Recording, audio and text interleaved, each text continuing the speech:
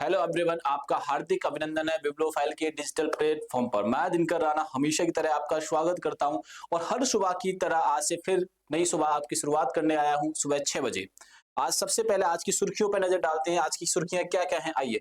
सबसे पहले आपको पता होना चाहिए कि भारत के स्वदेशी सर्वम एआई की शुरुआत हो चुकी है, जिसने चैट जीपीटी और जेमिनी को पीछे छोड़ दिया है। हाल ही में बहुराष्ट्रीय कंबाइंड मैरीटाइम फोर्सेस के तहत कंबाइंड टास्क फोर्स 154 की कमान संभाली है। हाल ही में चर्चा में रहा तुलुल नेविगेशन जम्मू एंड कश्मीर से संबंधित है। उत्तरी अटलांटिक संधि संगठन यानी नाटो के हाल ही में आर्कटिक सेंट्री नामक एक नया बहुक्षेत्रीय सैन्य मिशन शुरू कर दिया है। हाल ही में उत्तराखंड के मुख्यमंत्री पुष्कर सिंह धामी ने चंपावत जिले के टनकपुर में शारदा रिवर कॉरिडोर का पुनर्विकास कार्यों का शिलान्यास किया है। मुंबई ने कोस्टल रोड पर भारत की पहली म्यूजिकल रोड का दृश्य का अनावरण किया है। ये बात आप लोग यहाँ से ध्यान में रखिएगा, बहुत इंपॉर्टेंट है। खास हिस्से का रहा है, ये किसका है? मेलोडी रोड शुरू किया गया है, एक तय स्पीड से गुजरती है और मशहूर गाना जय हो बजता है। हाल ही में चर्चा में रहे सेवा तीर्थ का संबंध प्रधानमंत्री से है। ठीक है, ये बात आप लोग यहाँ से ध्यान रखना। हाल ही में 10 फरवरी 2026 को देश का दूसरा प्रमुख ट्यूलिप गार्डन हिमाचल प्रदेश में पालमपुर में जनता के लिए खोला गया है। हाल ही में केरल सरकार ने बेरोजगार महिलाओं को और ट्रांसजेंडर को एक फिक्स राशि देने का वादा किया है। ठीक है, उस योजना का वादा किया है, ये बात ध्यान रखना। मासिक पेंशन चालू की गई है। तारिक रहमान बांग्लादेश के अगले प्रधानमंत्री बनेंगे। शेख हसीना के बाद बांग्लादेश में चुनाव हो चुके हैं। ठीक है, और अब नए प्रधानमंत्री की जो शपथ लेने वाले हैं वो ले ली है, वो कौन है? तारिक रहमान है। ये बात आप लोग यहाँ से ध्यान रखना। ठीक है, आइए पहले क्वेश्चन से शुरुआत करते हैं। हाल ही में देश के सर्वम एआई ने गूगल जेमिनी और चैट जीपीटी को पीछे छोड़ा है। भारत के सर्वम एआई, ठीक है, सर्वम एआई एआई, ये बात ध्यान रखना। सर्वम एआई, सर्वम एआई, ये हमें यहां से याद रखना है। सर्वम एआई जो एआई है उसके विवेक राघवन क्या है? संस्थापक है। फाउंडर कौन है? विवेक राघवन है। ये बात आप लोग यहाँ से ध्यान रखना है, विवेक राघवन है। भारत का ये ओपन एआई है। भारत का क्या है बच्चों? ये ओपन एआई है। इसने गूगल जेमिनी को पीछे छोड़ा है और ओपन एआई चैट जीपीटी को भी पीछे छोड़ा। ये भारतीय कंपनी है बच्चों। ये क्या है?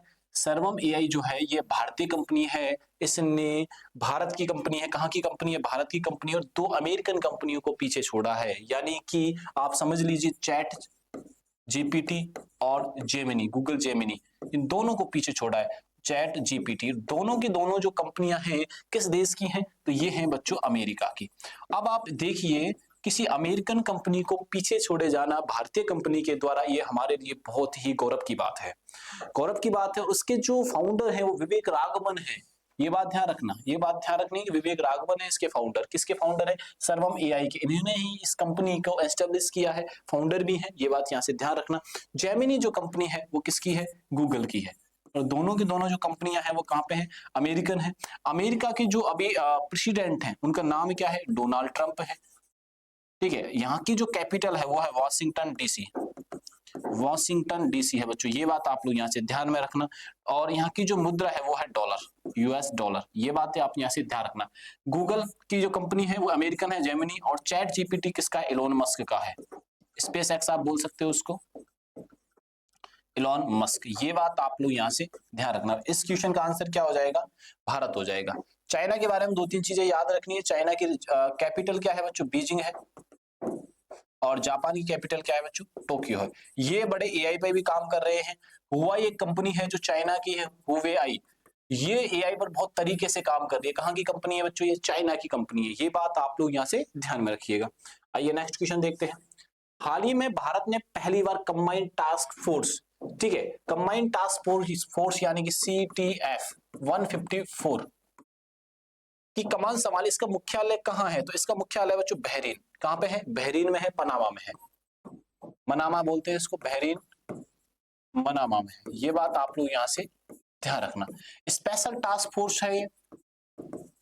इसमें क्या किया जाता है? देश के विभिन्न देशों से लोग, सेनाओं के लोगों को, सेनाओं को एकजुट किया जाता है। और एकजुट क्या किया जाता है? फिर उन्हें ट्रेनिंग के तौर पर तैयार किया जाता है। ट्रेनिंग दी जाती है या इन्हें तैयार किया जाता है। ये बात ध्यान रखना। इसका मुख्यालय कहाँ पर है? बहरीन में है। ये बात समझ में आई कि नहीं है? ये बात आप लोग यहाँ से ध्यान में रखिएगा। चलिए हाल ही में चर्चा में रहा तुलबुल नेविगेशन प्रोजेक्ट किससे संबंधित है या किस राज्य से संबंधित है?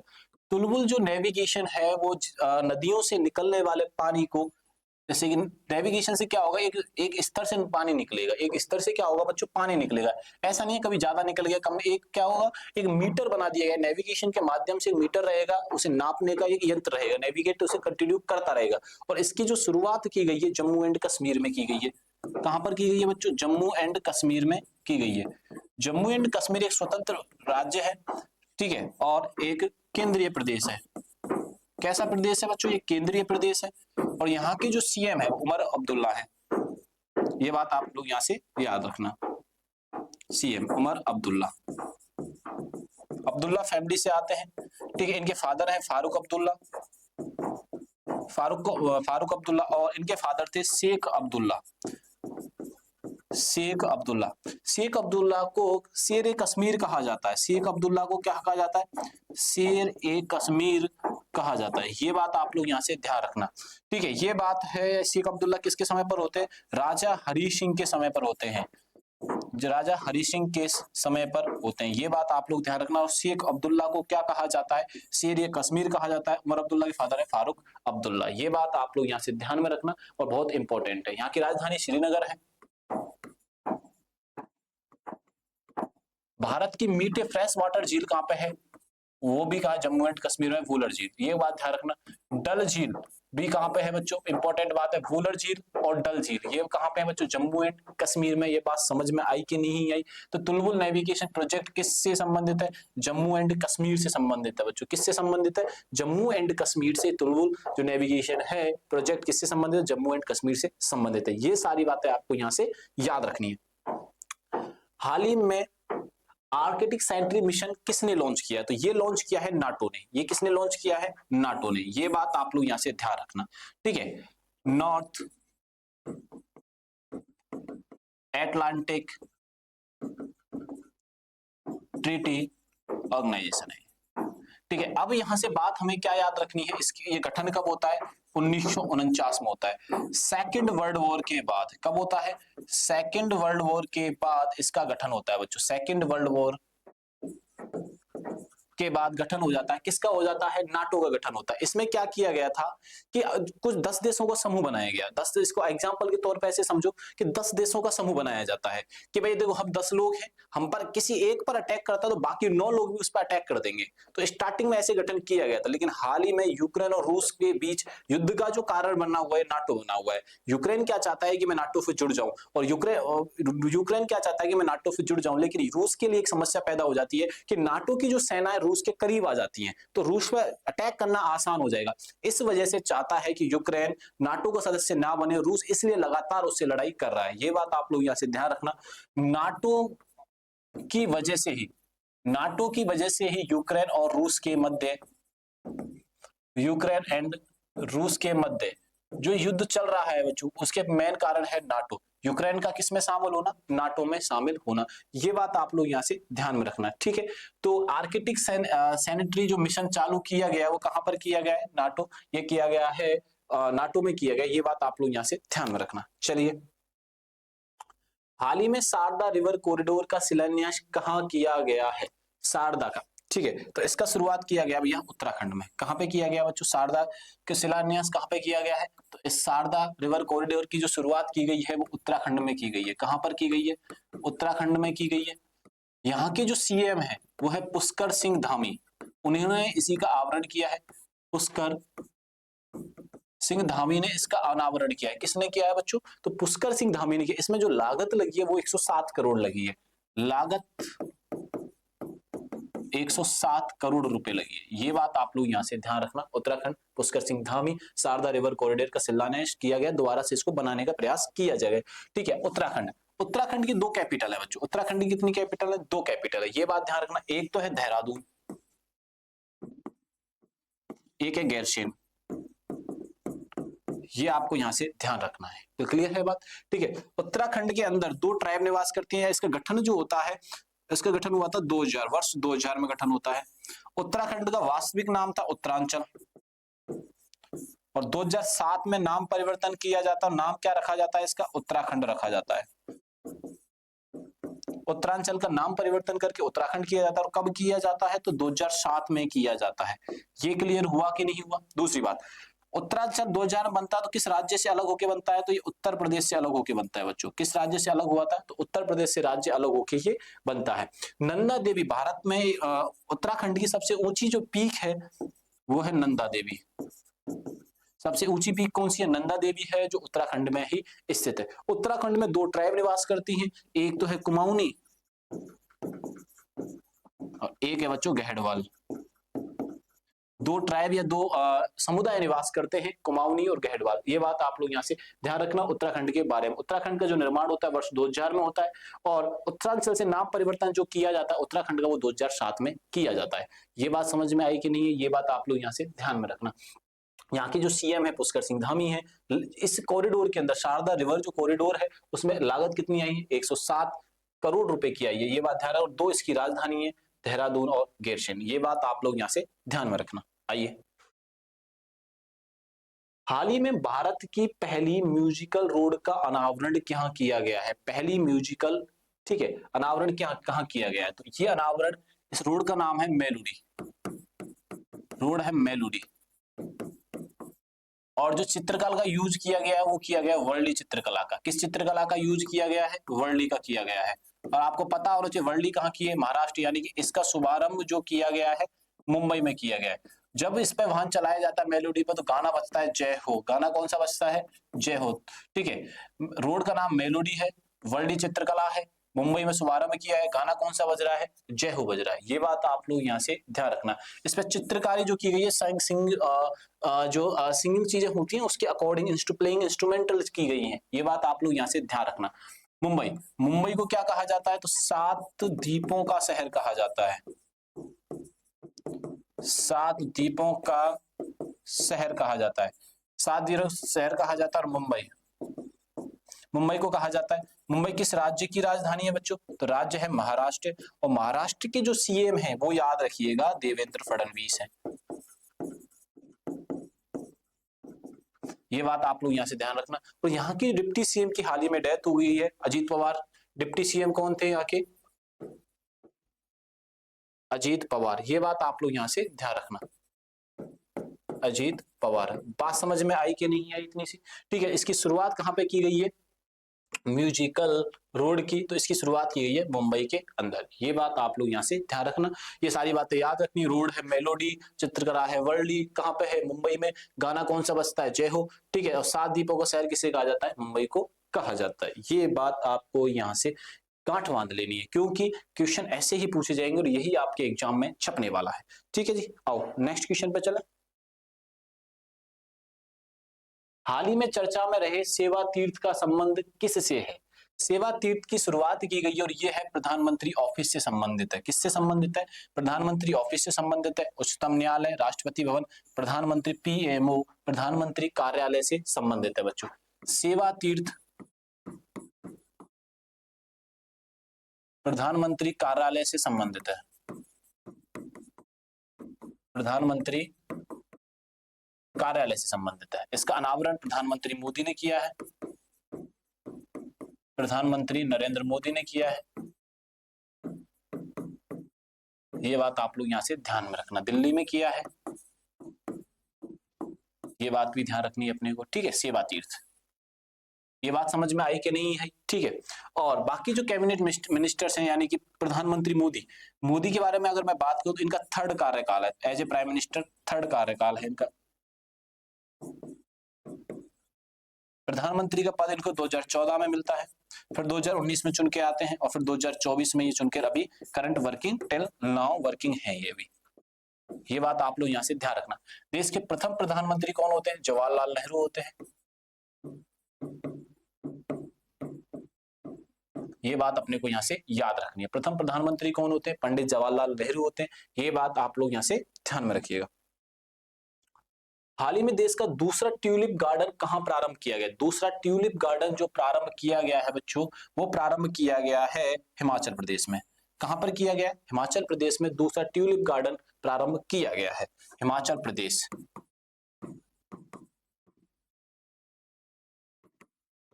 में दूसरा ट्यूलिप गार्डन। आपसे पूछ ले दूसरा तो ये हो गया, पहला बताओ। पहला है जम्मू एंड कश्मीर में, जम्मू एंड कश्मीर में इसमें क्या होता है, रंग बिरंगे फूल होते हैं, रंग बिरंगे फूल होते हैं, वो चमकता है, रंग बिरंगे फूल होते हैं। ये बात आप लोग यहां से ध्यान रखना। हिमाचल प्रदेश में दूसरा ट्यूलिप गार्डन प्रारंभ किया गया है, ये बात है। पहला कहां पे है, जम्मू एंड कश्मीर में है, पहला कहां पे है, जम्मू एंड कश्मीर में है। और इसका मतलब ट्यूलिप मतलब बोले तो रंग बिरंगे फूल इसमें होते हैं बच्चों, ये बात आप लोग यहां से ध्यान रखना। हिमाचल प्रदेश, हिमाचल प्रदेश की दो राजधानियां हैं, ठीक है, दो राजधानियां हैं, एक का नाम क्या है बच्चों, शिमला है, और एक का नाम है धर्मशाला, ठीक है। धर्मशाला के अंदर तिब्बती धर्मगुरु, तिब्बती धर्मगुरु दलाई लामा रहते हैं। कौन रहते हैं, दलाई लामा रहते हैं, ये बात आप लोग यहां से याद रखना। तिब्बती धर्मगुरु दलाई लामा रहते हैं। दलाई लामा आए कब थे, 1959 में भारत में ये आए थे, तब से लगातार धर्मशाला में ये रहते हैं। हिमाचल के जो सीएम हैं सुखविंदर सुक्खू, सीएम कौन है बच्चों, सुखविंदर सुक्खू हैं, ठीक है। ये बात आप लोग यहाँ से ध्यान में रखनी है, दोनों बातें क्या रखनी है, हमें याद में रखनी है। फूल रंग बिरंगे हैं, शिमला और धर्मशाला इसकी राजधानी है। हिमाचल प्रदेश के सीएम कौन है, सुखविंदर सुक्खू हैं। तो ये सारी इंफॉर्मेशन हमें याद रखनी है और इंपॉर्टेंट है बहुत ज्यादा। ये क्या है, बहुत ज्यादा इंपॉर्टेंट है, इंफॉर्मेशन एग्जाम ओरिएंटेड है, डायरेक्ट क्वेश्चन यहीं से अपने छपने वाला है। हाल ही में महिलाओं की वित्तीय सुरक्षा के लिए स्त्री सुरक्षा योजना किस राज्य ने शुरू की है, वित्तीय सुरक्षा, ठीक है, स्त्रियों के लिए स्त्री सुरक्षा किसने प्रारंभ की है, तो ये प्रारंभ की है स्त्री सुरक्षा बच्चों केरल राज्य ने, स्त्री सुरक्षा केरल राज्य ने प्रारंभ की है, ये बात आप तो ध्यान रखना। स्त्री सुरक्षा की आयु जो रहेगी कितनी ईयर से, 35 वर्ष से लेकर 60 वर्ष तक की ये योजना का लाभ उठा सकते हैं। क्या मिलेगा इसमें, 1000 रुपए पेंशन मिलेगी, किसको मिलेगी, महिलाओं को, जो बेरोजगार महिलाएं हैं, बेरोजगार महिलाएं और ट्रांसजेंडर, बेरोजगार महिलाएं और ट्रांसजेंडर को ये मिलने वाली है। 35 से 60 वर्ष की आयु होनी चाहिए, 1000 रुपए पेंशन रुपए मिलेंगे, रुपए मिलने वाले हैं, ठीक है। और बेरोजगार महिला और ट्रांसजेंडर को मिलने वाली है। किस राज्य में प्रारंभ की गई है, केरल में प्रारंभ की गई है। किस राज्य में प्रारंभ की गई है बच्चों, केरल में प्रारंभ की गई। अब केरल की बात करते हैं, आइए। केरल राज्य के जो सीएम है पी विजयन है, राजधानी क्या है इसकी, तिरुवनंतपुरम है, राजधानी क्या है बच्चों, तिरुवनंतपुरम है। यहाँ पर पी विजयन है, तिरुवनंतपुरम, इसकी कैपिटल लैंग्वेज इसकी मलयालम है।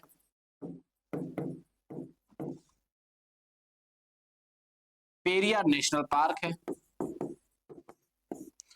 पेरियार नेशनल पार्क है। और एक इंपॉर्टेंट बात यहाँ पे, वेम्बनाड झील भी है, भारत की सबसे लॉन्गेस्ट झील वेम्बनाड झील भी है, कहाँ पे है वो, केरल के अंदर है। ये बात आप लोग यहाँ से याद रखना। हमारे क्वेश्चन का जो आंसर होगा बच्चों वो हो जाएगा केरल। बात समझ में आई कि नहीं, स्त्री सुरक्षा कहाँ पे स्टार्ट की गई है, तो ये योजना केरल में प्रारंभ की गई है, ये बात आप लोग यहाँ से ध्यान रखिएगा। तारिक रहमान किस देश के अगले प्रधानमंत्री होंगे, तो तारिक रहमान, ठीक है, बांग्लादेश के बनेंगे, कहां के बनेंगे, बांग्लादेश के, ठीक है, बांग्लादेश। बांग्लादेश में हाल ही में बच्चों चुनाव हुए हैं बांग्लादेश के अंदर, ठीक है। यहाँ पर 300 सीट पर चुनाव हुआ है, कितने सीटों पर चुनाव हुआ है, 300 पर। और बहुमत के लिए 2/3 सीट का होना जरूरी है। तो कौन जीत के आया इसमें, तारिक रहमान, ठीक है, तारिक रहमान। उनके माँ का नाम क्या था, जिया। उनकी हाल ही में क्या हुई थी, मृत्यु हो चुकी है, हाल ही में क्या हुई है, मृत्यु। उनका इनको सिंपैथी भी मिली, उस बात की क्या मिली है बच्चों, इनको तारिक रहमान जी को सिंपैथी मिली है। ये 17 साल तक देश से निकाले गए थे, 17 साल तक देश के बाहर रहे हैं, देश के बाहर रहे हैं, ये बात भी आप लोग यहाँ से ध्यान में रखना। तो कौन बने हैं, तारिक रहमान।